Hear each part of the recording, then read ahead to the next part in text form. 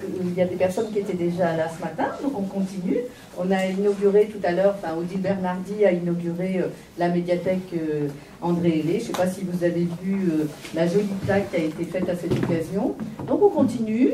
Béatrice Mikkelsen va donc nous faire l'honneur de nous présenter un peu les différentes facettes de l'œuvre d'André Hellé. Je sais qu'elle est... Bon, que c'est pas tout à fait ce qu'elle voulait, mais elle va vous l'expliquer. Mais bon, on va avoir à faire un beau diaporama quand même. Et puis ensuite, on nous fera une visite guidée de l'exposition qu'on a mis sur toute la bibliothèque, en tout cas pour ce qui concerne le haut. Voilà. Oui, j'ai essayé d'envahir les lieux et donc la partie musique sera plutôt dans la version adulte. On connaît les raisons de cette éclipse. D'abord, cette apparente naïveté qui est facile pour nous. Nous pouvons l'interpréter maintenant parce que nous avons un œil du XXIe siècle. Il y a quelque temps, j'aurais dit le XXe, mais le graphisme est très moderne. Et puis finalement, c'est cette espèce de synthétisme, cette naïveté, cette tendresse liée à des aplats de couleurs n'ont absolument pas emmené les spectateurs au départ. Les gens étaient habitués à des demi-teintes, des teintes peut-être un petit peu subtiles, pour ne pas dire fades, mais celles qui étaient à la mode à l'époque précédente. Donc tout ce qui nous séduit maintenant a fait que les acheteurs étaient peut-être un petit peu timides à l'époque. En échange, et là encore la vérité va revenir des États-Unis. Je note, et là je voudrais vous le lire parce que ça me semble très important, en 1931, un auteur pour les enfants, bibliothécaire, dit ceci.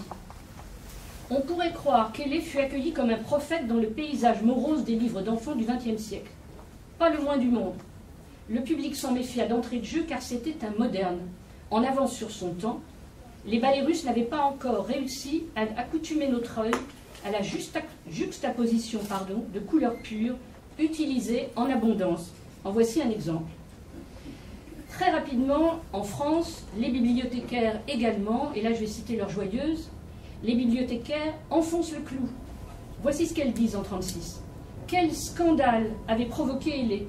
André Hellé, c'était du tout neuf. Avec lui, le mouvement moderne de la peinture est entré dans l'illustration pour enfants. Il fut l'avant-coureur de l'avant-garde, tout seul avant la guerre, il y a bien longtemps. La créativité pléthorique de l'illustrateur explique également qu'il soit tombé dans l'oubli. Et d'ailleurs, je vais vous demander d'en juger en vous lisant une petite liste de tout ce qu'il fit dans sa carrière. Caricaturiste, dessinateur de presse, auteur-illustrateur d'albums pour enfants, décorateur, costumier pour l'opéra comique. Et je continue avec la seule image que je vais vous montrer parce que je n'ai pas le temps de vous parler de tout le mobilier et de tout cet univers qu'il va considérer à la hauteur de l'enfant. La chambre d'enfant n'existait pas telle que nous la concevons maintenant comme une nurserie. À l'époque, les chambres reproduisent grosso modo et plutôt en lourd les meubles des parents. En voici une, par exemple, qui est la très belle chambre de l'Arche de Noé, où vous voyez l'envie qu'il avait, lui, d'aboutir à un univers autonome et harmonieux pour l'enfant. Vous voyez la grande frise qui court le long du mur, l'Arche de Noé, les jouets éparpillés sur le sol, nous les avons dans l'exposition, les petits meubles, les rideaux, et également quelques éléments de toilette, puisque vous voyez là sur la droite pour moi, un petit évier décoré. En tout cas, toute proportion gardée. Et même si nous ne pouvons parier sur les ambitions des ateliers viennois, que l'on connaît sous le nom allemand de Wiener Werkstatt, je prononce mal, mais certains les connaissent comme ça, sans parier donc sur ces ambitions-là, nous pouvons annoncer dès maintenant qu'André Hellé avait un projet d'art total, et pour accommoder à la taille et à la stature de l'artiste, je dirais de l'art total à la hauteur de la petite enfance. Alors, je ne pourrais quand même, et je reviens sur le fait qu'il a été oublié par la postérité, peut-être du grand public, oui, mais pas des amateurs. Dès les années 80, que ce soit des universitaires qui s'intéressent plus particulièrement au champ de la littérature jeunesse, que ce soit des bibliothécaires, très souvent passionnés par la littérature et l'imagerie d'autrefois, que ce soit les libraires d'anciens, j'ai rencontré ce livre pour la première fois chez un libraire d'anciens, et au moins un conservateur de musée, non des moindres, je suis ravie, elle est devant moi là aujourd'hui, Monica Burkhardt, qui, en 87, va montrer dans ses collections pour la première fois ce drôle d'ovni.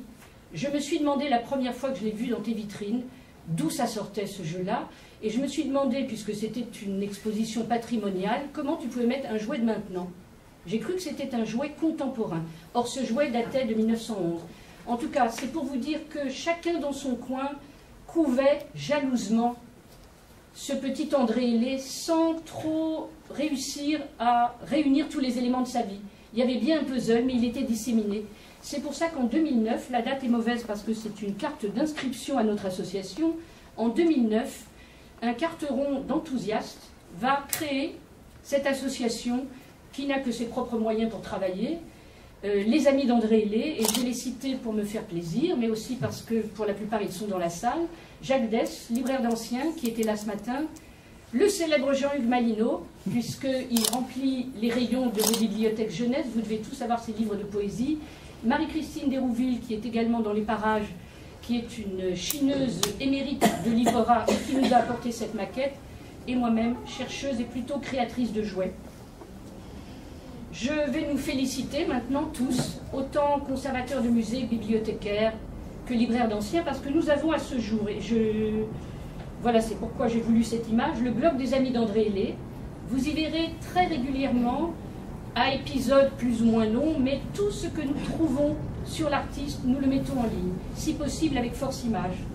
Divers articles thématiques ont été publiés, entre autres dans la revue des livres pour enfants, et surtout, et les voici derrière moi, 3 rééditions d'albums qui sont encore disponibles, mais sur commande, je pense, parce que les premiers ont été réédités en 2012, c'est-à-dire pour le centenaire de l'album.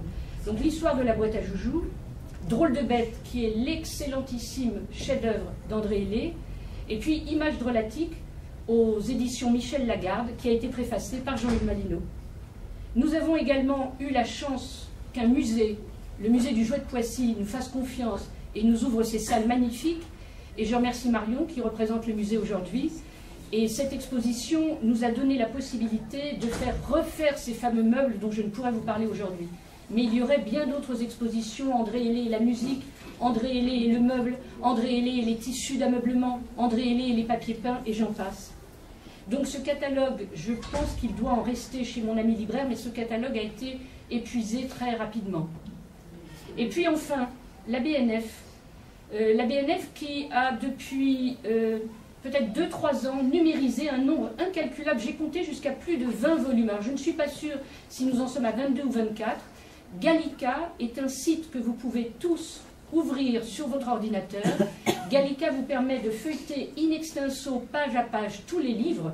Et Gallica vient d'accorder en octobre dernier un focus à André Hellé. Donc le projecteur est posé sur notre artiste. Et je dois vous dire également qu'il y a dans le lot une collection d'un monsieur Jacquet, que je n'ai pas l'honneur de connaître, mais qui devait être un fou furieux d'imagerie, et surtout d'imagerie satirique et politique, qui découpait les images dans les magazines.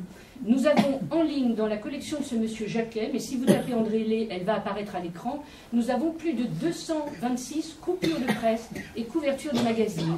Et je puis vous dire qu'avec mes collègues du groupe de recherche, nous savons que nous n'avons pas encore tout trouvé. C'est un tonneau des Danaïdes. Je pense qu'à l'époque, on gagnait très mal sa vie en faisant des dessins et qu'il fallait en vendre énormément en une semaine, peut-être pour pouvoir en vivre. Et voici justement numérisé en entier sur le site Gallica de la BNF. L'image n'apparaît pas, pardon, je me suis certainement trompée. Les souvenirs d'un petit garçon. Nous sommes dans le lieu même où il écrit, puisque nous sommes à Boissy-Saint-Léger. Ses souvenirs courent de 1871 à 1883. C'est une petite biographie déguisée, ma foi, puisqu'il nous fait croire que c'est son cousin, absolument délicieuse. La médiathèque a eu le courage de le reproduire en 2 exemplaires. C'est un album maintenant qui vaut assez cher. Vous avez 2 exemplaires à votre disposition, tant il est vrai qu'il est plus agréable de manipuler un livre que de lire le texte à l'écran. Et voici donc André Hellé qui nous fait une petite chronique de la fin du XIXe siècle, dans sa ville de Boissy-Saint-Léger. En échange, il ne va pas naître à Boissy parce que lui naît en 71, vous devinez ce qui se passe en 70, l'année terrible suivant Victor Hugo. Les Hulans sont à Boissy, le village est dévasté. Pierre-Gédéon Laclôtre, le pharmacien, a pris la poudre d'escampette avec la plupart des habitants du village. Il est parti se réfugier à Paris. d'autant plus que sa femme est enceinte, elle attend un enfant, et le père de sa femme est médecin. Donc, c'est à Paris qu'elle va accoucher le 26 mars de ce qui sera bientôt André Hellé, à l'époque André Laclôtre, accouché par son propre père. Comme vous le savez, quelques jours après, c'est la Commune, et la Commune se termine sous peu dans un bain de sang. Nous allons suivre l'enfant jusqu'à la pharmacie paternelle, puisque très rapidement, ils vont réintégrer Boissy-Saint-Léger. Et là, je vais juste m'interrompre, parce que je ne le savais pas quand j'ai préparé ce diaporama. Quelqu'un de Boissy, un charmant monsieur de 102 ans, nous a apporté ce matin l'original de ce petit dessin en partie supérieure, c'est-à-dire la pharmacie de Papa Laclôtre, à l'époque, telle qu'elle est rue de Paris, dorénavant rue de Verdun. J'espère au moins que les habitants de Boissy vont y aller. Cette petite pharmacie est telle qu'elle est dans son jus. Très peu de modifications. Nous avons été très séduits de reconnaître cette petite image. J'ai voulu d'ailleurs positionner une carte postale en dessous. La carte postale est plus tardive, elle est du début du XXe siècle, mais pour vous montrer que la pharmacie voilà, garde cet aspect de petit chalet. André Hellé et sa sœur sont des privilégiés. C'est une famille de la moyenne bourgeoisie. Seuls les enfants de ces classes sociales peuvent avoir des cadeaux, je parle là de jouets manufacturés, qui sont encore des objets de luxe. Juste pour vous donner un ordre d'idée, une poupée de porcelaine peut coûter jusqu'à 3 jours de salaire d'un ouvrier. Alors bien évidemment, les enfants ont des jouets. On les fabrique avec un bout de bois, avec une ficelle. Mais là, nous parlons des beaux jouets, de ce qui fait justement l'orgueil du musée du jouet de Poissy. Je parle du musée qui est cependant fermé pour 2 ans, Marion, n'est-ce pas? Voilà. C'est juste pour vous montrer, voilà, les jeux qu'André Hellé peut lui décrire dans ce petit livre des souvenirs d'un petit garçon, qui sont des jouets d'enfants, alors, sans être riche, en tout cas à l'aise. Les souvenirs de petits garçons montrent que Papa Laclôtre économise tout ce qui est bois de chauffage, etc. Mais voilà, autour d'eux, il y a beaucoup de Parisiens, les grands-parents sont à Paris, la famille de sa mère également, et ils reçoivent qui des guignols, lanterne magique, cheval, qui... Vous voyez bientôt ces mêmes jouets dessinés par André lui-même. Le voici maintenant avec sa petite sœur, d'après une photographie. Dans ce charmant petit livre, il raconte qu'il l'aurait retrouvé dans la maison de famille. Nous pensons que peut-être il les a redessinés, mais voilà, personne ne peut le dire puisque ce cahier n'a pas été retrouvé. Donc voici également la voiture de pompier et le jeu des grâces qu'il partage avec sa petite sœur. Si sa petite sœur, et ça c'est raconté dans les mémoires d'un petit garçon, si elle a le droit, elle, d'avoir une superbe poupée, les fameux bébés jumeaux, c'était la gloire de l'industrie française du jouet à l'époque, André, lui, se voit couvert de jouets militaires. Pas seulement parce qu'il les aime, parce que comme tous les petits garçons de cette époque, il collectionne les soldats de plomb, c'est surtout que nous avons perdu l'Alsace et la Lorraine, et qu'il s'agit de la reconquérir. Donc même dans les livres d'école, le petit Lavis s'en fait le porteur. Il faut que l'on revienne sur cette captation de l'Alsace et la Lorraine, et les livres scolaires sont pleins de revanche et de culture guerrière. Ça, c'est l'ambiance de l'époque. Et donc voici, toujours pareil, de la collection du musée du jouet de Poissy, les jouets guerriers qu'André Hellé raconte et dessine à foison dans ses souvenirs de petit garçon.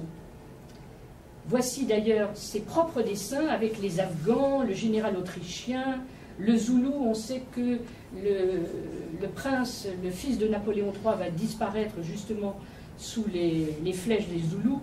Il est passionné, il en est même tellement obsédé qu'il se voit tout à fait officier à Saint-Cyr. Bon, pour être officier, il faut quand même être brillant, et scolairement, notre André Laclôtre n'est pas brillant du tout. Il fait une année d'internat à Louis-le-Grand à Paris. D'abord, c'est un enfant fragile, on sent que sans ses parents et sans la maison certainement chaleureuse de Boissy, il se sent perdu. On lui montre la porte, on lui conseille d'aller voir ailleurs. Ses parents vont donc le rapatrier à Boissy, et nous savons là, à la fin de ses mémoires, qu'au moins au départ, il va avoir un répétiteur à domicile, puisqu'on parle d'éducation à la maison, et je retrouve, moi, le diplôme maximum qu'il ait obtenu, brevet d'enseignement primaire. Donc je pense qu'à une époque où le bac existait déjà, il ne va pas continuer ses études trop longuement. André Hellé se montre plus doué, visiblement, pour les dessins que pour l'école républicaine. À 12 ans, alors pardon, je vais un petit peu vite, à 12 ans, ses parents lui demandent de se séparer de ses jouets. 12 ans, c'est l'âge de raison. On lui demande de se séparer de son enfance, et il le fait avec des lignes tellement tristes que je vais vous les lire parce que vous allez pleurer. Aujourd'hui dimanche, il pleut très fort. Je vais regarder encore tous mes jouets, tous mes livres, toutes mes images. Après, je les rangerai peut-être pour toujours. Je ne pense pas qu'à présent, j'oserais encore relire mes livres, même si j'en ai envie, ni toucher à mes soldats. C'est malheureux quand même d'abandonner ces choses qui vous plaisent et d'être obligé d'en aimer d'autres qui ne vous disent rien du tout, parce qu'on a l'âge de raison et qu'on veut avoir l'air sérieux, ou encore parce qu'on ne veut pas passer pour un innocent. Et en effet, à 12 ans, à cette époque peut-être plus que maintenant, il faut ranger les jouets et passer aux études, ce qu'il ne fera pas. Avec le recul du temps, nous savons, puisque vous êtes dans cette exposition aujourd'hui, qu'André Hellé ne va pas renoncer, et que de cette boîte à joujoux qu'il a eue vraiment chez lui, chez ses parents à Boissy-Saint-Léger, il tirera la source vive de toute son œuvre. Alors, point d'école d'art pour André Hellé, nous avons cherché d'ailleurs pendant très longtemps, et puis on a fini par réaliser, ce travail a été démarré en 2009. Nous avons fini par réaliser que c'est un autodidacte pur. Donc point d'école d'art, mais en échange, il faut rappeler là, et dans une vitrine, je vous le montrerai tout à l'heure, nous avons la chance qu'une des descendantes de la famille ait eu la gentillesse de nous apporter un petit médaillon peint par la mère d'André Hellé. Il eut une éducation artistique qu'il raconte dans les souvenirs de petit garçon à travers sa mère. Sa mère est peintre sur porcelaine. Et jusqu'à ce que ce matin on nous apporte le portrait de Suzanne, c'est-à-dire la sœur de l'artiste, je croyais que c'était une amatrice ou plutôt une peintre du dimanche. Eh bien non, point du tout. On voit certainement qu'elle a une éducation académique. Le portrait est c'est d'un raffinement et d'une telle finesse. Nous le verrons tout à l'heure lors de la visite guidée. Il s'agit certainement d'une artiste qui a, elle, en échange, eu une école d'art et qu'elle a dû suivre pendant de nombreuses années. Nous savons d'ailleurs dans les souvenirs qu'elle expose ce que l'on appelait à l'époque au Palais de l'Industrie. Le Palais de l'Industrie va être détruit pour le Grand Palais. C'est le seul salon officiel de peinture. Je pense que pour que sa mère ait été sélectionnée en 6 messes de ce salon officiel, c'est que son talent était déjà reconnu à l'époque. Les souvenirs nous apprennent aussi qu'elle promène son petit garçon dans toutes les expos à la mode. Donc il est déjà en phase avec toutes les expositions de l'époque et il signale d'ailleurs qu'il n'aime pas les impressionnistes. On peut être moderniste et ne pas avoir l'œil complètement ouvert. Alors, puisqu'il n'y a pas de vocation à l'horizon, c'est là où Papa Laclôtre va monter sur ses grands chevaux et lui dire « Tu fais l'armée.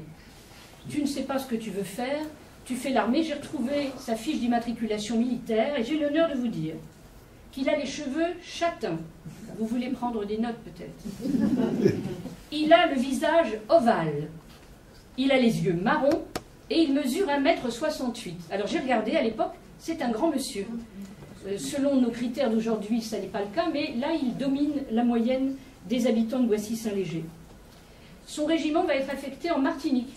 Il est versé dans l'infanterie de marine, ce qui ne veut pas dire qu'il est marin du tout, mais en tout cas, on l'envoie dans les colonies.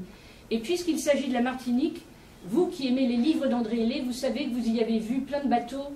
Françoise, je te regarde parce que tu as « Maman, les petits bateaux à l'heure joyeuse ».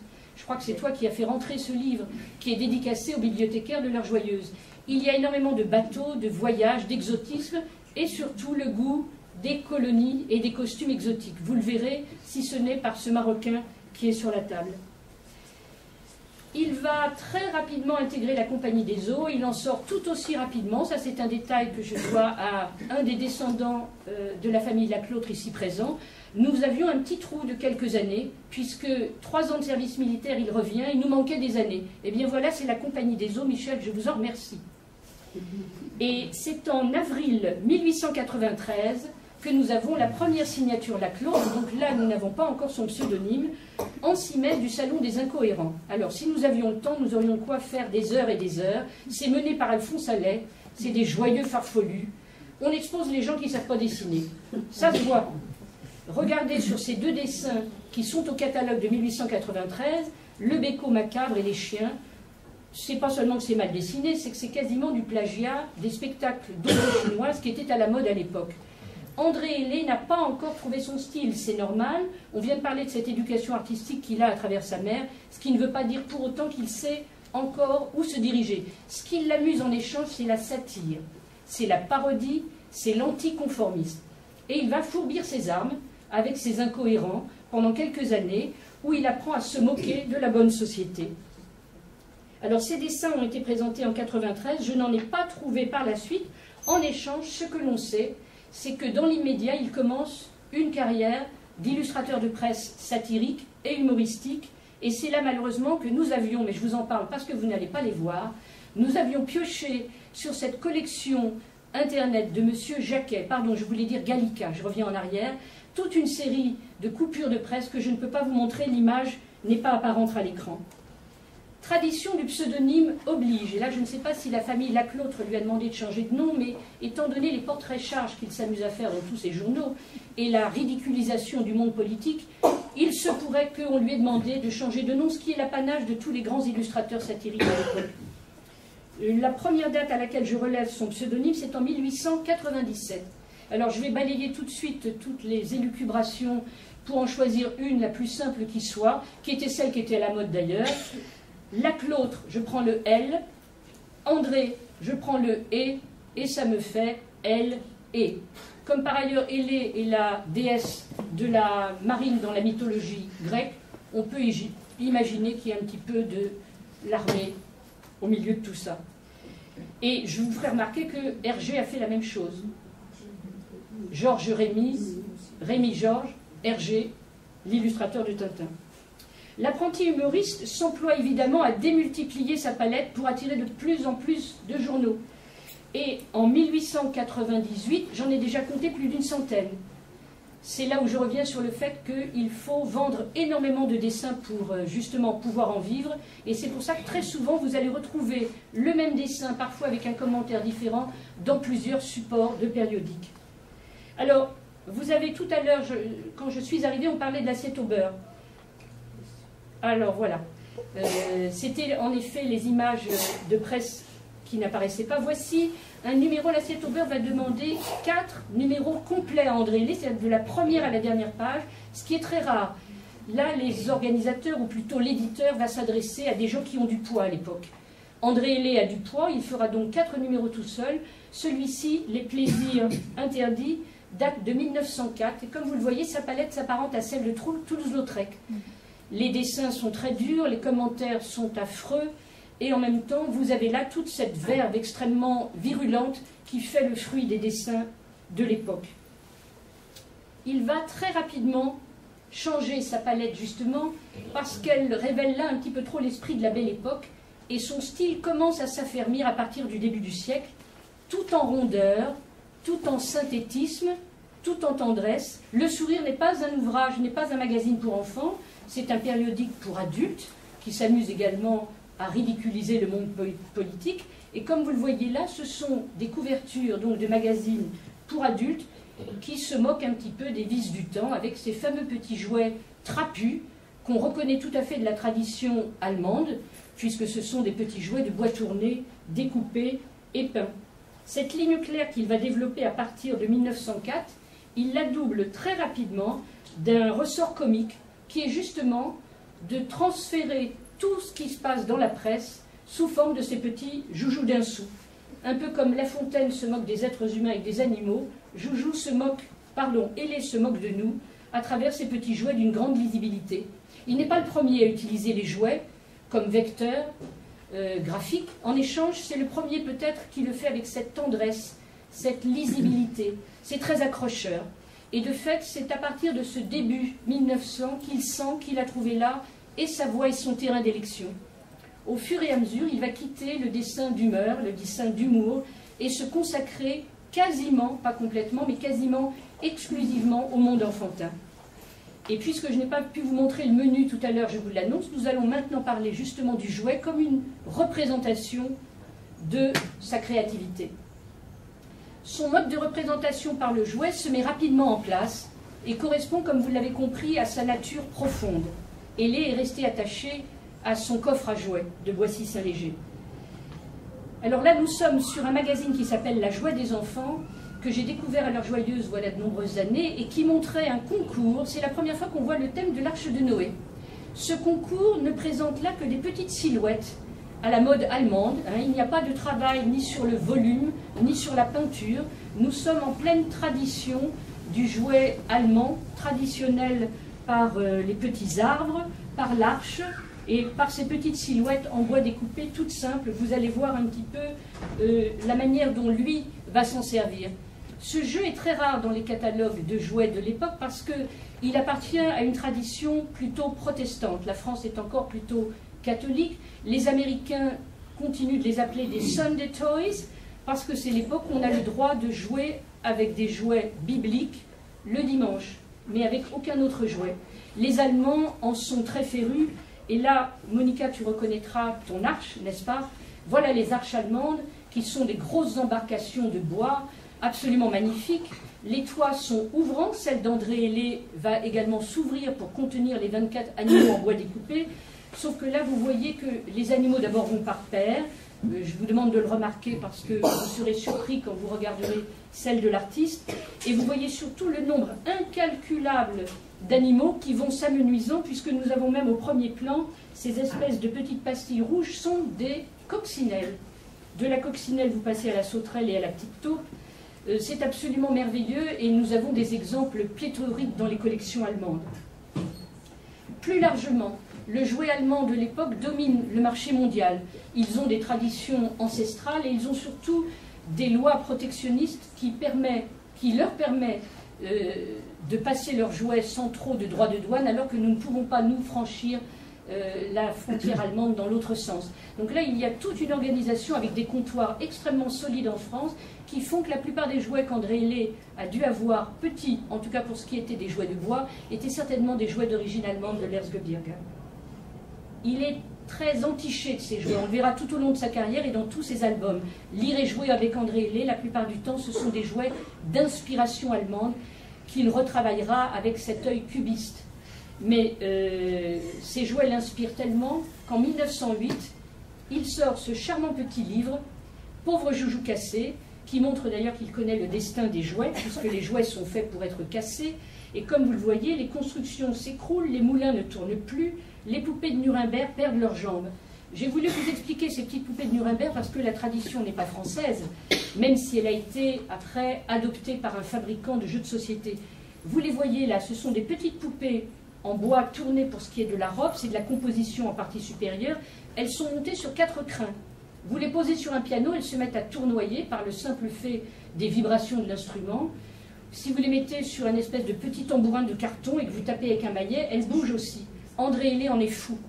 Je connais très peu d'albums où elles n'y sont pas, et c'est pour ça que dans cette image, je vous montre de nouveau ces petites poupées de Nuremberg que j'adore parce que j'ai voulu les acheter après les avoir vues chez des amis, après les avoir vues dans des expositions aux arts décoratifs, et surtout après les avoir vues dans les livres d'André Hellé. Les voici sur un papier peint, il y en a eu de nombreux autres, les voici sur un tissu, et les voici aussi sur un coussin qui est brodé par sa première femme, dessinatrice et professeure. Sa première femme a beaucoup œuvré au tout début de la carrière d'André. Elle mourra pendant la Première Guerre mondiale. J'aurais voulu d'ailleurs vous montrer, je n'ai pas eu la place, Marion, d'exposer le coussin qui nous a été brodé par Marion à Poissy. Ces petites poupées donc font des sarabandes absolument festives, et si vous ouvrez certains albums, vous les retrouverez très facilement. La presse et l'album pour enfants, je continue de vous annoncer les titres. En ce début du XXe siècle, outre que la libéralisation de la presse date déjà de 1881, je crois, il y a des modes de reproduction tellement moins chers, tellement moins coûteux, tellement plus aboutis que la reproduction couleur bat son plein.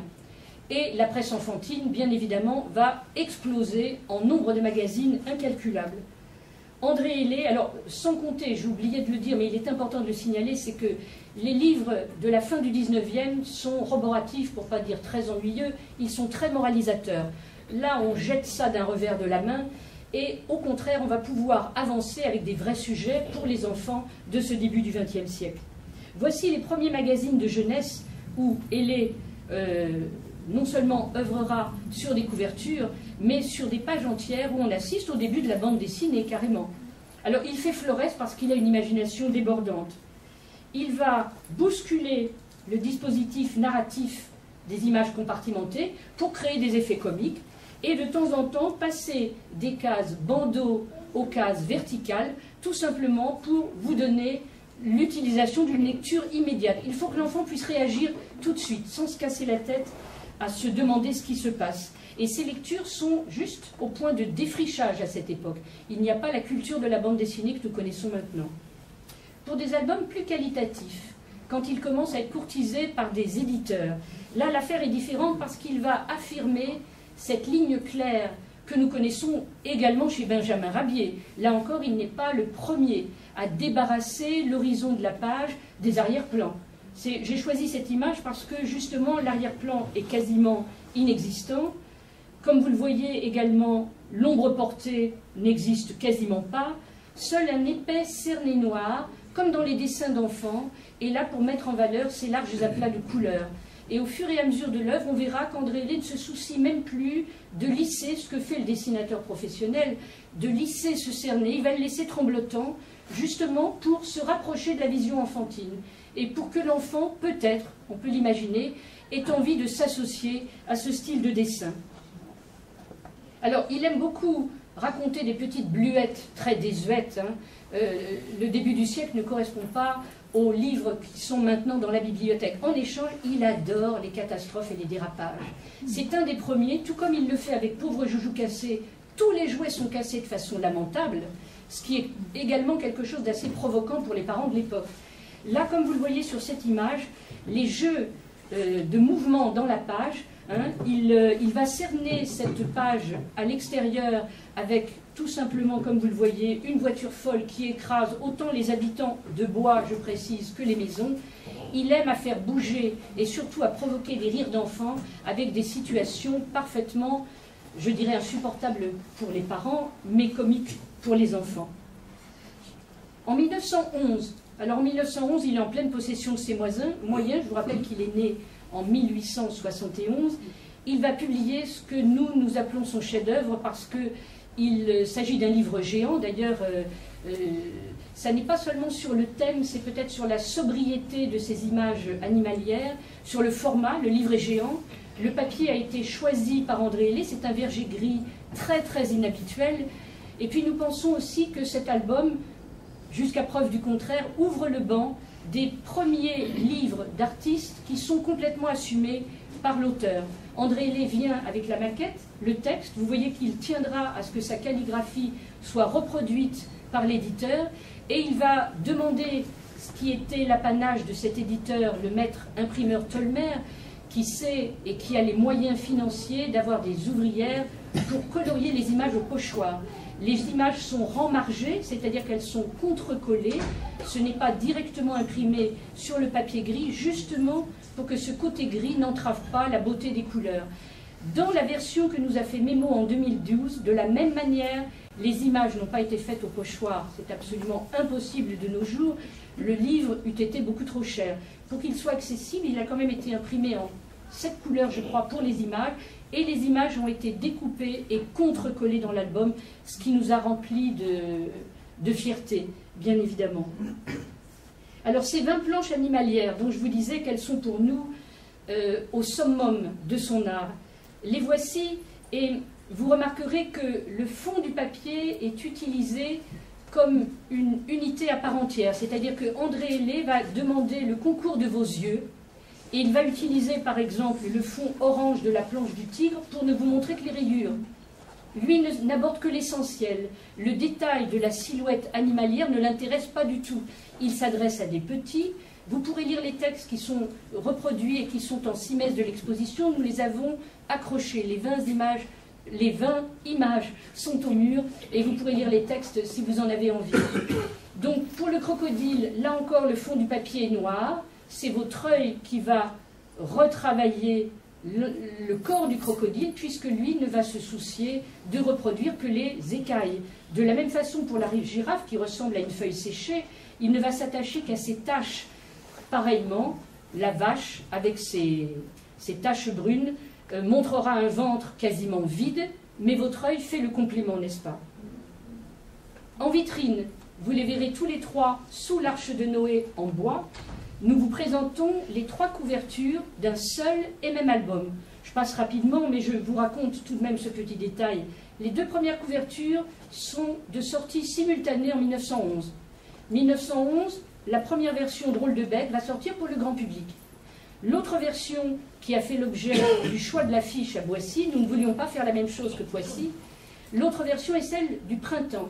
André Hellé va travailler à partir de 1910 en exclusivité pour les grands magasins du printemps. Financièrement, il n'a pas les moyens de faire fabriquer tout ça, ni les livres, ni les jouets, ni les images, ni les papiers à lettres, ni les papiers peints. Il s'adresse donc à des industriels, pour ce qui est des arts appliqués, et c'est le patron du printemps qui va lui servir de mécène, puisque au début du siècle, et en 1912, vous aurez déjà le premier salon d'art au sein du printemps, comme il y en aura un au Bon Marché, comme il y en aura un aux Galeries Lafayette, ainsi qu'au magasin du Louvre.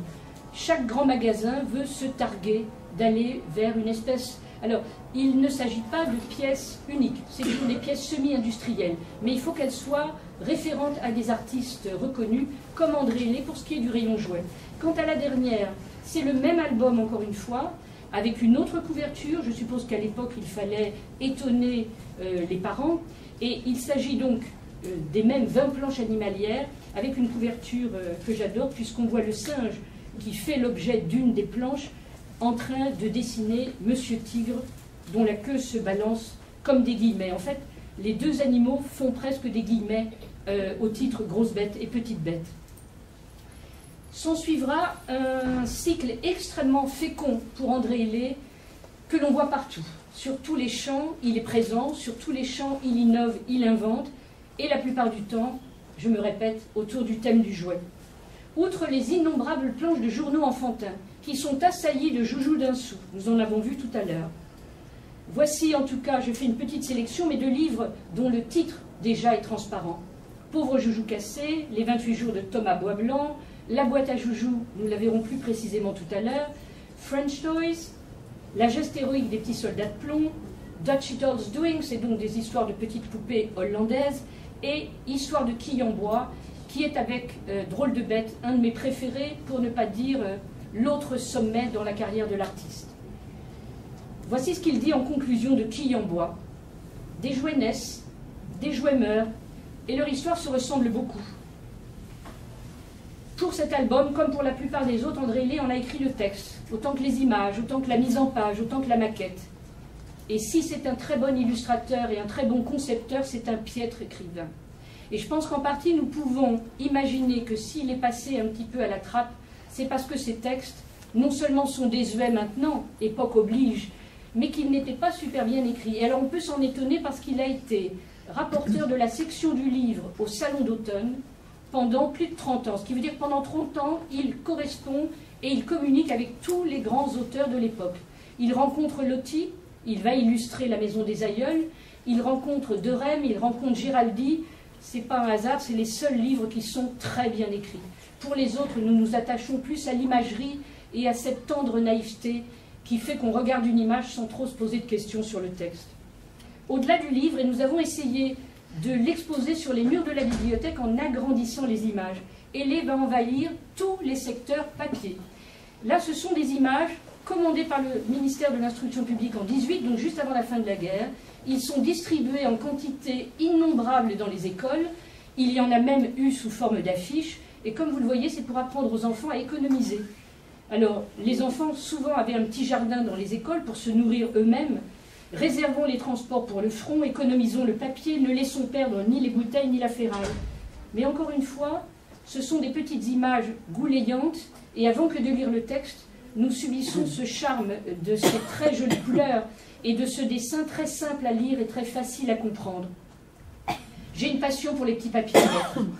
Et nous avons réservé un cadre que vous verrez sur une étagère. Tout à l'heure, on fera une petite visite où je ne vous répéterai pas tout ce que je vous dis maintenant, mais André Hellé est donc courtisé par tous les éditeurs de France et de Navarre, et beaucoup d'éditeurs de papier à lettres pour enfants, ce qu'on appelait des papiers réglés, parce que la plupart du temps, il y avait la petite ligne. Vous lirez là des courriers d'enfants à mourir de rire avec 3 ou 4 fautes d'orthographe sur la ligne, mais c'est ce qui en fait le jus. Nous savons tous les thèmes qu'il a pu produire. Nous n'avons retrouvé que les contes de Perrault, et grâce à un ami collectionneur, tous les courriers qu'il fait pour les soldats de la guerre de 14-18, 6 dessins formidables, dont je n'ai extirpé que 2 modèles dans ce cadre, parce que ces lettres sont assez tristes. Elles sont écrites par un soldat qui indique qu'il a perdu son frère et qu'il l'annonce à sa petite nièce. Mais vous verrez combien ces dessins prime-sautiers engagent à l'écriture. Je regrette beaucoup que les enfants de maintenant n'aient plus tellement l'occasion de se servir de ces petits papiers à lettres. Donc, on a dit les images scolaires, on a dit les petits courriers enfantins. Voici les cartes postales. Celles-ci sont particulièrement bien éditées par les éditions Gallet. Gallet était un éditeur de cartes postales de très belle qualité. C'est une série sur les jeux d'enfants. Comme nous allons le revoir au fur et à mesure, André Hellé tourne sur lui-même. Dans la première, Les petits soldats de bois, vous y voyez ses propres petits soldats. La série qu'il va mener de 1914 jusqu'en 1918 à raison de plusieurs collections chaque année avec son collègue Karl Aigle. Dans la seconde, La poupée chérie, vous y voyez les meubles qu'il innove pour le printemps avec des bords arrondis. Les meubles de l'époque qui ne sont pas faits pour les enfants présentent tous des angles aigus. André Hellé fait partie des premiers avec l'école allemande et l'école anglaise surtout de ces designers qui vont arrondir les coins et faire des meubles à la taille des enfants. Et puis donc pour les autres c'est peut-être moins flagrant, mais au moins les deux premières cartes postales montrent qu'il se représente lui-même en image. J'ai rêvé que le jeu du ballon que vous voyez ici en 4e position montre peut-être le château de Grosbois au loin. Voilà, c'est un rêve, je vous demande de me croire, mais je n'en sais strictement rien. André Hellé va également s'adonner à des tas de livres d'activités, et ces livres d'activités, forcément, sont à découper ou à colorier, ce qui nous a incité à appeler cette exposition « Lire et jouer » avec André Hellé. Je crois qu'il me manque peut-être une page, mais non, c'est parce que je n'ai pas fait le menu du début. Et donc là, si vous voulez, on va faire une petite excursion sur la musique. Et je vous propose comme titre La boîte à joujoux ou La boîte à musique. C'est au moins le plus célèbre des ouvrages d'André Hellé. Nous pourrions, je le disais tout à l'heure à Viviane, la directrice de la médiathèque, nous pourrions faire une exposition uniquement sur Hellé et la musique. Je n'ai pas non plus l'occasion là de vous livrer le travail des amis d'André Hellé. Nous avons trouvé énormément de partitions, nous avons trouvé énormément de ballets auxquels il va s'affilier pour les décors et pour les costumes, et c'est un fanatique d'opéra comique. Sa seconde femme sera femme de musicien et dentiste. Voici donc la boîte à joujoux, et ici une page originale du manuscrit que nous avions à l'époque emprunté à la bibliothèque du musée de l'Opéra. Il s'agit, sans la musique, du manuscrit qu'André Hellé va présenter à Debussy en 1913. Il y va très timidement sur la pointe des pieds. Il connaît le patron de l'opéra comique et Rouchet lui fait une introduction parce que Debussy n'est pas un monsieur commode. Debussy est plutôt déconcertant et ne s'intéresse pas, à vrai dire, à ce qui concerne le monde de l'enfance, quoiqu'il ait dédié déjà toute une série de musiques charmantes, Children's Corner, que vous connaissez peut-être, certainement même, à sa petite fille. C'est un père tardif, il vient d'avoir une petite enfant. Et je pense que c'est à travers cette petite fille prénommée Chouchou qu'il s'intéresse à l'œuvre d'André Hellé. Donc, ce qui démarrait comme un album pour enfants va très vite devenir une partition. Et la petite demoiselle, qui a 9 ans à l'époque, la petite demoiselle dit qu'elle ne veut écrire que sur des papiers à lettres d'André Hellé. Et voici un exemple que m'a confié le centre Debussy, avec lequel nous avons travaillé pour une autre exposition sur la musique. Et elle écrit à son père en 1913. Son père, en 1913, est en tournée en Russie. Et il va commencer à montrer des esquisses, puisque la première représentation aura lieu en Russie. Donc, mon cher papa, alors là, en échange, cette petite fille a certainement des parents qui se soucient de son éducation, parce que là, point de faute d'orthographe. Et j'ai eu en main plusieurs de ces courriers que des collectionneurs américains m'ont confiés. Pas une seule faute d'orthographe. Donc voilà, on tourne un petit peu en rond sur ce sujet. Je voulais juste revenir en arrière, si j'y arrive, pour vous montrer que dans la boîte à joujoux, vous allez reconnaître vous-même 2 éléments de l'Arche de Noé. Je vous disais qu'André Hellé se nourrissait lui-même de ses propres créations. Vous y reconnaissez bien évidemment l'éléphant et le tigre, et d'autres jouets qui vont sortir, d'autres livres. Mais là, il est évident que ces éléments très anguleux que nous avons reproduits en grand, comme l'ont été les éléments de décor de l'époque du spectacle, ces éléments viennent tout droit de sa première œuvre, Drôle de bête. Alors André Hellé aurait souhaité, ce qui n'a jamais été le cas, que le spectacle soit joué par des enfants, et des enfants uniquement. Il ne voulait absolument pas de danseurs professionnels, c'est évidemment ce qui sera le cas. J'ai choisi cette photo pour que vous voyez justement une représentation enfantine. Nous l'avons trouvée à la BNF, il s'agit d'une représentation au Théâtre Français de Chicago en 1919. Je vous disais que l'album avait été publié avec la version pianistique de Debussy, qui ne terminera pas la musique, en 1913. Noël 1913, la guerre va démarrer, l'album ne sera pas vendu, ou très peu. En échange, il est déjà publié en 1913. Vous pourrez le feuilleter puisqu'il y a un fac-similé qui a été offert à la médiathèque et qui est en présentation dans la salle consacrée à la musique. Debussy est très malade, il meurt prématurément en 1918. La première représentation en France aura lieu en 1919 avec des danseurs adultes, à contrario des volontés du musicien autant que du librettiste. Et malheureusement, la petite chouchou de Debussy aura également disparu quelques mois avant, victime de la diphtérie. Elle n'aura survécu à son père que moins d'1 an. Voici le spectacle remonté. Le spectacle a été monté un nombre incalculable de fois. Et je dois dire avec une grande satisfaction, depuis que le travail des amis d'André Hellé a fait ses fruits, a porté des articles, a porté des expositions, a porté des rééditions, nous avons été sollicités à plusieurs reprises, j'en ai compté 5, pour des spectacles que nous sommes en partie allés voir aux 4 coins de la France, montés par des grands chefs d'orchestre ou de grands scénographes, et de grands danseurs bien sûr. Là il s'agit de la version de 1925 par les ballets suédois, et les ballets suédois vous montrent en effet le petit soldat et la poupée. En 1925, Hellé se dit « je vais reprendre mon livre ». Il va donc remanier la boîte à joujoux avec un titre transparent, puisque vous le lisez là, « Histoire de la boîte à joujoux ». Il change de style. La précédente était en 1913, nous sommes en 25. Il a un style très art déco, de plus en plus géométrique, de plus en plus synthétique. Et comme Tolmer est encore au pouvoir avec cette magnifique capacité qu'il a de ne pas compter ses sous quand il fait des maquettes de livres pour enfants, il embauche également sur les images des ouvrières au pochoir avec un nombre de couleurs invraisemblable. Et il nous donne cet ouvrage magnifique dans un confortable format qui va nous permettre cette double page majuscule que nous avons souhaité. Alors bien sûr, vous allez voir cette reproduction dans la salle de musique.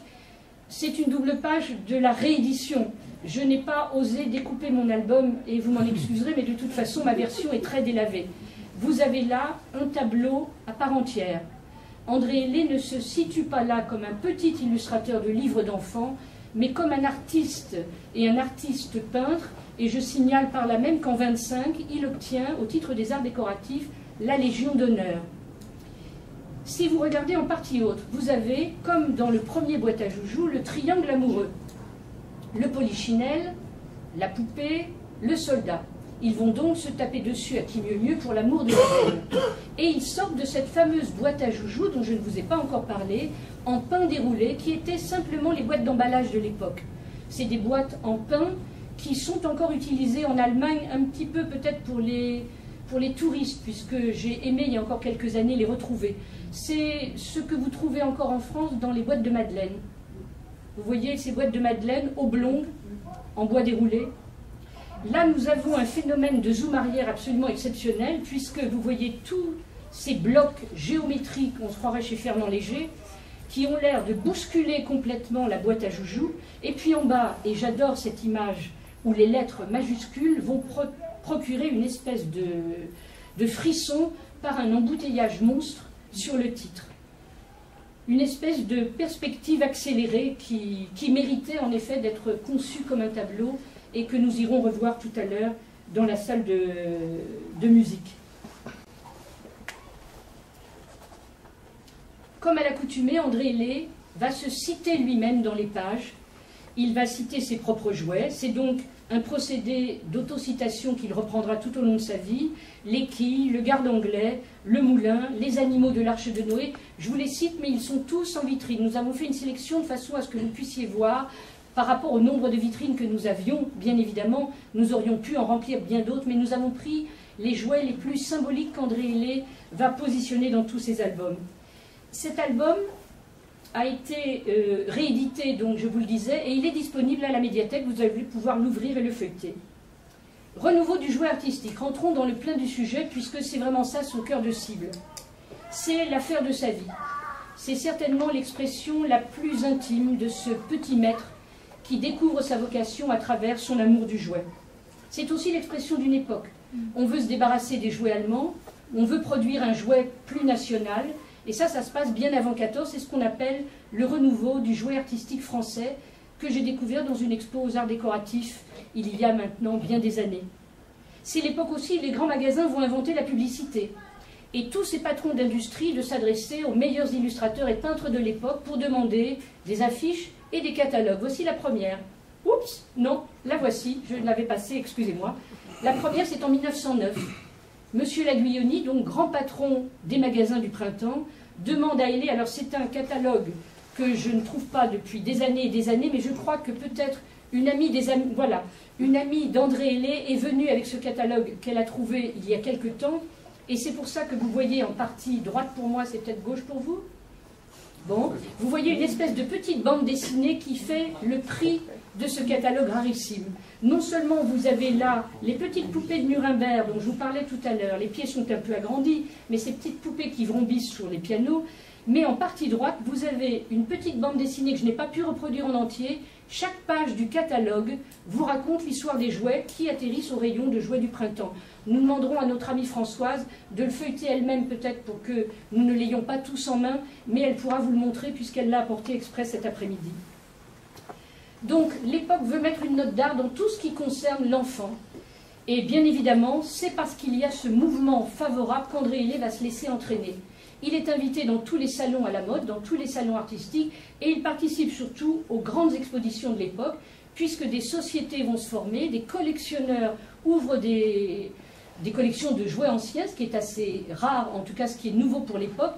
On démarre avec une exposition que nous aurions rêvé de voir en 1913 au Palais Galliera. Alors là, on lui délivre le tapis rouge, puisqu'on va lui offrir 3 salles entières. Là, j'ai préféré ouvrir sur cette salle dont tu m'as offert, Monica, la carte postale, n'est-ce pas, où l'on voit toute l'œuvre graphique, puisque nous sommes en bibliothèque, j'ai voulu plutôt vous montrer ces livres. Et vous reconnaissez dans le plus grand cadre, affiché, encollé, toutes les pages de Drôles de bêtes. Je ne vais pas vous faire tout le déplier, vous voyez en partie supérieure une des frises de papier peint qui font que les grands éditeurs de tapisserie et de voilage vont s'adresser à lui. Et puis nous avons, pour nous qui les reconnaissons, vous allez reconnaître les petites poupées de Nuremberg peut-être en plein milieu sur le coussin.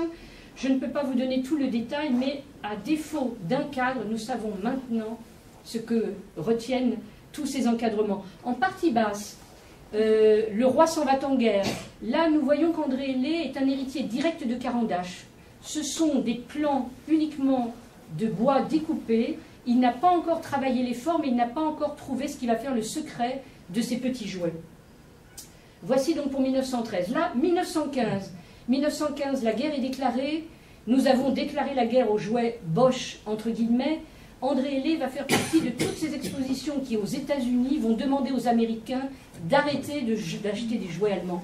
N'achetez plus les bains-bocheries, dit ce petit texte que vous avez à l'écran, de French Toys, achetez des jouets français.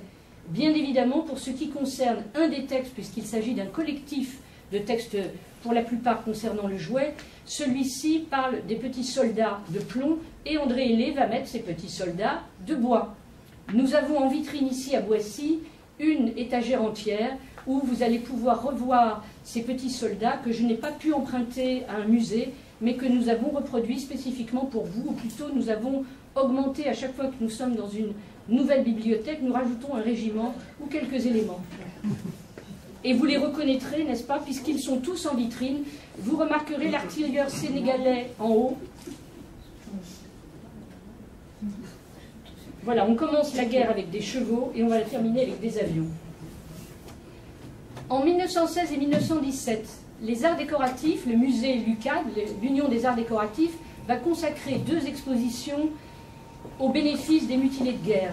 Ces 2 expositions, vous le devinez, vont montrer les albums, les livres, les cartes postales, les poupées, les jouets. Bien évidemment, André Hellé en fait partie.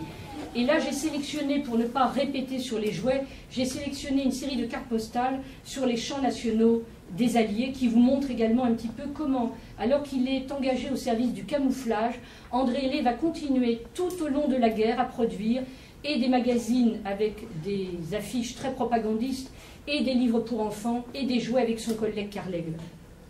Ah, je n'ai pas l'image. Vous m'en excusez, mais ça fait partie des petits, voilà, des petits inconvénients que nous avons eus au début en ouvrant le diaporama. Revenons-en maintenant aux interférences entre le livre et le jouet. Je vous promettais tout à l'heure de revenir sur l'Arche de Noé, et les 24 animaux de bois, spécialement dessinés, vous l'avez compris, pour le printemps et exclusivement pour le printemps. Ces jouets n'iront dans les autres grands magasins qu'à partir des années 25, 26 et la suite. Alors, c'est là où Francis Carco peut dire que André Hellé est un précurseur du cubisme.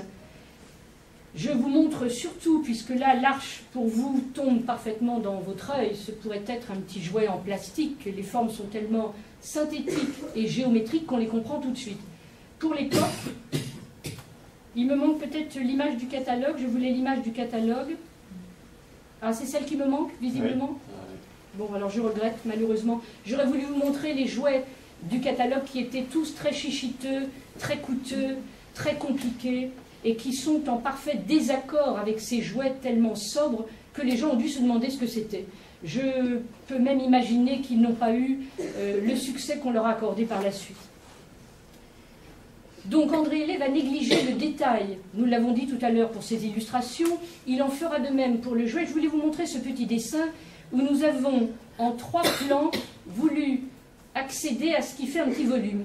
Nous avons l'impression d'une petite sculpture en bois. En fait, il s'agit de 3 tranches de bois contre-collées. Et j'espère que le petit éléphant est assez clair. Vous voyez que la première partie va vous donner les 2 premières pattes. Les oreilles sont collées par-dessus. Le corps fait simplement l'épaisseur de la bête. Et les 2 autres pattes vont être dans la 3e partie. Au fur et à mesure, les jouets vont aller en s'amenuisant parce que ce sont des travaux multiples qui en fait demandent pas mal de découpes et de modifications qui ne vont plus être à la mode à partir des années de guerre. Pendant les années de guerre, il va falloir simplifier les silhouettes et bien évidemment le personnage de M. Hellé, qui lui était parfaitement cranté et cubiste, va devenir ce petit bonhomme en bois tourné qui là peut être travaillé dans tous les ateliers de menuiserie de l'époque, ce qui n'était pas le cas pour le premier qui demande vraiment une connaissance du bois et un œil tout à fait particulier. Son vœu était pour André Hellé, je vous le cite, que le jouet soit évocateur et qu'il invite à... Non, pardon, qu'il indique la forme plutôt que de l'accentuer. Les fabrications vont être externalisées. Vous devinez qu'André Hellé n'est pas sur sa machine à bois, si tant est qu'il en ait une. Le printemps va sous-traiter tous ces jouets dans des ateliers extérieurs en simplifiant donc les formes. J'ai voulu vous montrer, et ceci est le catalogue de 1913, 4e de couverture des grands magasins du printemps. Vous les avez tous dans l'exposition. Ils sont tous illustrés dans une vitrine, ou plutôt matérialisés. Vous verrez donc le village français. Si vous pouvez le lire comme moi, il y a jusqu'à 58 pièces sur cette version. Nous allons terminer à 220. Le Moulin Joli, vous en avez également une version en vitrine, ainsi que le Grenadier, qui n'est autre qu'un garde anglais, avec cet énorme chapeau champignon qui permettra à un appartement de ne pas faire du bruit pour le voisin du dessous. Ce qui est quand même un gros avantage. Et enfin, l'Arche de Noé, qui va continuer sa carrière dans les magasins du printemps pendant plus d'une dizaine d'années. Je vous fais juste remarquer, vous le verrez tout du long des photos, les noms des illustrateurs sont cités, c'est fort rare. En général, le créateur de jouets n'est pas cité. André Hellé et Karl L'Aigle font partie des grands artistes à la mode et eux ont le droit d'être nominativement indiqués dans les catalogues du printemps. Voici des quilles faites pour le marché anglais, des quilles que vous verrez également en vitrine sous forme de reproduction. Ici, ce sont des soldats alliés qui auraient dû être des quilles, mais là nous sommes en 1917. On ne va pas tirer avec des balles qui ressemblent à des boulets de canon sur des soldats alliés. Donc ça devient tout simplement des poupées incassables. Mais il est évident qu'au démarrage, il aurait été question de les dégommer avec des boules, comme ça a été le cas pour ces petits Tommy Fuzzbuzz du fabricant anglais Dean. Là, nous sommes en France, donc les soldats alliés sont des reprises de l'alphabet de la Grande Guerre, que vous voyez en partie haute. C'est une petite image que j'ai découpée dans la table des matières. Comme d'habitude, André Hellé s'amuse à vous faire promener entre son dessin et ses jouets. De l'alphabet de la Grande Guerre naîtra ce livre qui n'est qu'une reprise, bien évidemment, ce jeu de l'alphabet de la Grande Guerre, avec les dessins selon les lettres, et bien évidemment des lettres et des voyelles redoublées. Enfin, et nous l'avons agrandi, puisque c'est un tout petit jouet dont nous ne connaissons que cette photo, c'était probablement des jouets miniatures comme les autres, le berger et la bergerie Berrichonne, le berger et ses moutons. Vous l'avez ici sur une petite alcôve à côté de la bâche de l'artiste exclusif, en grand format, là encore, pour que vous soyez étonnés de la modernité de ces articles. Alors, à partir de 1913, tout à l'heure je vous ai cité Carlaigle, tous les jouets présentés avec André Hellé seront du duo André Hellé, Charles-Émile Aigli, surnommé Carlaigle. Ensemble, ils vont créer une cinquantaine de modèles, nous ne les avons pas tous retrouvés, d'univers miniatures de 3 à 5 cm de hauteur, et des pièces qui peuvent aller, pour les plus petites boîtes, à 25 unités jusqu'à 120 et 200. Ces sujets réalisés vont aller vers une géométrisation extrême. Les figurines sont beaucoup plus construites, beaucoup plus abstraites. Je vous le montre ici avec cette figure de petite paysanne, à peine esquissée, qui n'est que le fruit d'une série de volumes encollés les uns sur les autres. Comme vous le voyez, l'expression physique n'est pas donnée. Pour André Hellé, ni pour Carlaigle, il n'est nécessaire de donner des traits, les yeux ne sont pas utiles, un petit trait de coupe dans la profondeur du bois, un passage de peinture, et puis là vous allez le voir, des petits clous, peut-être même rouillés, ce serait interdit de nos jours, n'est-ce pas? Mais à l'époque, le jouet artistique n'interdit rien, des petites bûchettes pour les bras, bref, comme vous le voyez, avec des sphères, des demi-sphères, des cubes, des cylindres, des cônes et des prismes, nos deux compères parviennent à montrer le côté comique de l'art géométrique. Et voici leur chef-d'œuvre à eux deux, le village français. Là encore, nous ne pouvions l'emprunter, nous vous l'avons reproduit dans la vitrine supérieure, avec des petits arbres à la manière allemande en pommes de pin. Rien ne se perd, rien ne se trouve. Les enfants allemands récoltent des pommes de pin, les peignent et les mettent sur socle. Ceux-ci sont faits à la manière allemande.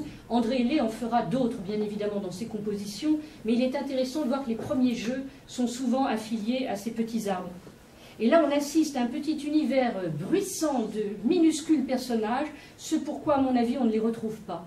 Ils sont d'autant plus rares qu'ils sont minuscules que lorsque vous les amenez, eh bien, ma foi, comme ça m'est arrivé, j'ai perdu les oreilles d'un petit âne, j'ai cassé les bras d'une petite bonne femme, les points de colle sont infimes et les bouts de bois sont très légèrement travaillés. Il faut passer sur des pièces plus conséquentes comme celles que vous voyez sur le bureau pour avoir affaire vraiment à du design de jouets. Pour le reste, nous avons affaire à des petits jouets miniatures, comme maintenant les enfants jouent à des jeux de rôle. Ce petit village est particulièrement... Alors là, je ne sais pas si vous le verrez, mais nous le verrons tout à l'heure peut-être plus en vitrine. Il y a un monsieur le curé, il y a un monsieur le maire, avec son écharpe tricolore, des petites dames qui somnolent sur un petit banc. Nous avons un pêcheur et une lavandière avec son battoir. Tous ces petits détails qui paraissent bien obsolets maintenant, au fur et à mesure où nous les avons fabriqués avec mon mari, nous avons vu les enfants de la famille et les enfants des amis jouer avec comme si c'était des jouets de leur époque. N'imaginez pas, justement, comme je l'ai cru moi-même au début, que ces jouets ne soient que le fruit des imaginations nostalgiques. Les enfants jouent, tout simplement. J'ai vu les petits bébés mis n'importe comment dans la charrette. C'est extrêmement intéressant de voir des petits jouer avec ces jeux et n'avoir aucune appréhension de la petitesse des pièces. Pour eux, c'est très facile et très évident. Pendant les 4 années de conflit, Hellé et Carlaigle vont s'occuper de l'effort de guerre. N'y voyez pas là, justement, de mouvement anti-allemand forcené, mais plutôt, en gros, on n'est peut-être pas sanguinaire, mais on est patriote. Et donc, ils vont délivrer énormément de boîtes, puisque c'est à raison de plusieurs compositions par an. Je vais vous montrer les photos. Et ces compositions vont suivre les progrès de l'armement. Tous ces jeux, nous avons pu les emprunter au musée du jouet de Poissy. Nous avons pris des photos. Et je dois dire, mais nous les avons vraiment fait avec une règle millimétrée. Les exemples que vous aurez sous les yeux sont des copies, ou je dirais plutôt des restitutions, puisque nous avons vraiment souhaité les faire et à la taille et en suivant les couleurs. Voici, en 1914, les petits soldats. Il s'agit plutôt de la parade. Vous avez des exemples issus des collections des arts décoratifs en partie inférieure. Ça, c'est la plus terrible, c'est les jouets de 1917. Vous avez déjà les masques à gaz. Si vous regardez les soldats derrière les sacs de sable, ils sont munis d'un espèce de groin qui sont les masques à gaz. Les soldats, ou plutôt les officiers montés à cheval, vous montrent en effet qu'au début de la guerre, on a encore l'aide des chevaux. je ne sais pas si, mais il est dans la vitrine. Il y a eu un aéroplane également, puisqu'on va terminer la guerre avec la DCA. En bas, vous voyez les premières mitraillettes. La voici, la DCA, le poste de défense aérienne, avec les projecteurs et les canons. Tout ça donc issu des lots des arts décoratifs. Et puis, je voudrais plutôt terminer sur cet aspect de la guerre en vous montrant là la justesse d'observation de tous ces petits volumes et la volonté qu'avaient Hellé et Carlègle à ne pas aller dans l'outrance brutale et l'outrance avec effusion de sang. Il n'y en a pas. Il y a bien sûr les armes qui sont reproduites au fur et à mesure qu'elles vont arriver et dans les tranchées et sur les champs de bataille. En échange, si nous avons là en partie supérieure les Allemands n'ont pas de loi, comme vous le remarquez, ils se rendent. Il n'y a pas d'affrontement entre les Allemands et les Français chez André Hellé, c'est la guerre pour de faux. Les jeux de guerre sont intemporels, on n'a pas attendu les vraies guerres pour que les enfants jouent à la guerre dans la rue. Là, sur l'extrême droite, vous voyez également que les Allemands, avec leurs petits calots bleus, ont la tête baissée. Ce jouet date de 1917. Hellé et Carlègle veulent déjà en 17 que les enfants sachent qu'on va gagner la guerre. Donc l'Allemand est en position de reddition ou il est en position de honte totale et fait allégeance à la victoire française. Quant au petit motif en dessous, ce sont les conscrits qui arrivent et qui font la gymnastique. Nous avons reproduit également ce petit élément. Ça, c'est beaucoup plus tôt en 1914. Et je me suis amusée à voir, quand nous les avons reproduits, qu'ils ont tous un petit bedon. Au fur et à mesure, les soldats vont maigrir. Et puis, bien évidemment, hommage aux tirailleurs sénégalais et aux zouaves, avec cette fantastique charge où on les voit vraiment courir, alors que là encore, il s'agit de petits volumes géométriques extrêmement simples. Simplement, le mélange est fait avec un œil, et l'œil de deux designers de première donne. Alors, on va passer peut-être plus vite sur ceux qui suivent, puisque ceux qui suivent vont, avec une régularité très horlogère, passer en 4e de couverture de tous les catalogues du printemps. Donc vous voyez là, une cité industrielle, un port de ravitaillement, c'est la mode des cow-boys, on y va. Alors je ne les ai jamais vus, les cow-boys, ni le port de ravitaillement. J'aimerais peut-être que des lecteurs de Boissy, puisque la famille avait gardé en partie des accointances, nous avons donc retrouvé le vrai dessin de la petite pharmacie. Peut-être que parmi vous, si vous en parlez ou si des lecteurs viennent voir l'exposition après coup, quelques-uns retrouveront des petits jouets. Le marché arabe et les saltimbanques que je croyais ne jamais retrouver, mais que nous avons retrouvés dans dans des brimborions de petits jouets de bois de Poissy, en demandant à voir ce qu'ils pouvaient avoir de petits mélanges comme ça, non identifiés. Nous avons retrouvé, hormis la caravane, presque tous les éléments des saltimbanques. Alors, voici, j'ai donc agrandi très largement ce qui se passe en 23. Hellé et Carlègle vont sortir de l'exclusivité d'avec les magasins du printemps. Ils reprennent leurs jouets, ils se disent on va s'éditer nous-mêmes. D'ailleurs, ils vont se faire planter, je prends ce verbe pour la médiocrité qu'il représente, mais ils vont avoir affaire à un industriel véreux. En peu de temps, l'industriel fait faillite et part avec toutes les collections, ce pourquoi ils n'arriveront jamais vraiment à se relever. En 23, c'est ce premier album, film, dont nous avons la maquette. Je proposerai à Marie-Christine de vous l'ouvrir tout à l'heure, puisqu'il y a 2 planches inédites, mais nous ne pourrons pas vous le faire passer individuellement. Voici la maquette de cet éléphant. L'éléphant, c'est aussi l'Arche de Noé, réédité par Hellé et Carlègle en 25. C'est-à-dire que vous verrez dans les vitrines l'éléphant de 1911, André Hellé tout seul, cubiste. 25, il est donc allié à son collègue Carlègle. L'éléphant est présenté en grand et en petit, et vous le reconnaissez ici avec son cornac sur le dos. Et là, j'ai pour vous une surprise extraordinaire qu'un ami artisan a préparée pour aujourd'hui, puisque Hellé et Carlègle, dont la gamme va s'essouffler, puisqu'à la fin, on n'a affaire qu'à des fermes. Alors, c'est des poules, c'est des dindons, tout le monde fait des jouets avec des poules et des dindons, peut-être pas avec le même art du raccourci, mais en tout cas, les thèmes n'ont plus cette vibration qui nous amène, nous, à les chercher comme des... Oui, comme des malades. Et donc, ils vont redémarrer avec une gamme que j'aurais aimé exploiter davantage, mais nous n'en connaissons que 2. Ça n'est pas un hasard si ces 2 jouets sont présentés à l'exposition internationale des arts décoratifs, industriels et modernes, 1925, donc, on va dire à l'espace du côté du Grand et du Petit Palais. Celui-ci, c'est seulement en le reproduisant qu'on s'est rendu compte qu'on avait le bruit de l'âne. Et ça a été le petit cadeau majuscule quand il est sorti de l'atelier. Je ne l'avais pas imaginé puisque nous ne l'avons pas trouvé. En échange, dans ce catalogue, j'aurais dû mettre un fantôme. Corinne, je peux te demander d'ouvrir à la page parce que je voudrais vous les montrer. Les voici.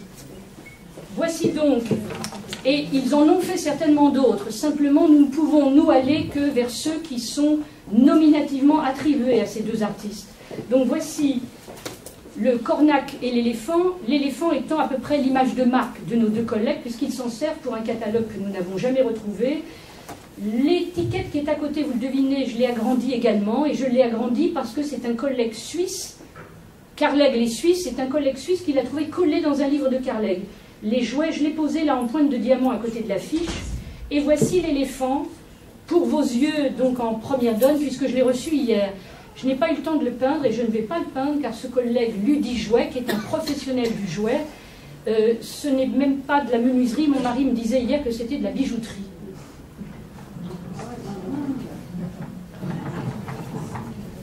Voilà, donc je suis très contente de pouvoir vous faire profiter de ce qui est un admirable cadeau. L'éléphant devrait être à cette taille-là. Mon collègue n'est pas comme nous avec une loupe pour l'œuvre de ces deux illustrateurs. Là, nous avions en plus l'aide de catalogues, puisqu'il a été produit dans de nombreux catalogues de l'époque, et que la hauteur est signalée. Je l'adore. Alors, si d'aventure, quelqu'un parmi vous trouvait ce catalogue introuvable de jouets, je disais à l'équipe de la médiathèque qui s'est enthousiasmée pour Hélé combien je suis même allée sur le boulevard de Picpus. Mais bon, il y a un code porte, je n'ai pas pu rentrer. Ce catalogue existe quelque part. Je fais des demandes régulièrement au service de la BNF, puisqu'il y a un service d'objets trouvés. Pour l'instant, personne ne l'a vu. Mais peut-être qu'un boincéen, là, au fond de son tiroir. Alors, voici les deux nouvelles moutures. À partir de 25, Hélé et Carleg vont reprendre les deux jouets qu'André Hélé a menés seul sur les fonds baptismaux dans les années 1911-1912. Voici l'Arche de Noé. Alors là, on sent que Carleg est protestant et qu'il est suisse. Monsieur Noé a une femme, chez André Hélé, il n'a pas de femme, il est tout seul, et les animaux vont par paire. Pour André Hélé, nous en reparlerons sur la vitrine, il s'agit simplement de montrer, comme dans une ferme, des animaux exotiques. Si vous faites une ferme normande, vous ne pouvez pas mettre la girafe, ni le tigre, ni tous les animaux féroces qui sont dans l'Arche de Noé. Et là, comme vous le voyez, on est dans un critère beaucoup plus traditionnel, et cependant, nous sentons que Carleg est là, à la barre, les plans séquents abondent, les angles droits aussi. Pour moi, on y perd un peu de charme. Mon cœur bat davantage pour Monsieur Hélé tout seul, mais nous sommes là dans l'ordre de la sculpture. Ce pourquoi j'avais demandé que l'éléphant soit reproduit en grand format, pour que vous puissiez, vous adultes, voir que vous aimeriez l'avoir éventuellement dans votre salon. Et c'est le même éléphant que sur la publicité, c'est le même éléphant, puisque vous l'avez compris, nos deux compères tournent en milieu fermé. Le Moulin Joli va être réédité aussi, et pour la petite histoire, je vous raconte que c'est une amie qui nous l'a offert après l'exposition de Poissy. Merci au musée de Poissy d'avoir fait l'expo. Notre amie Marie-Christine, sur un stand des puces du marché de Vanves, revient avec ce jeu en morceaux.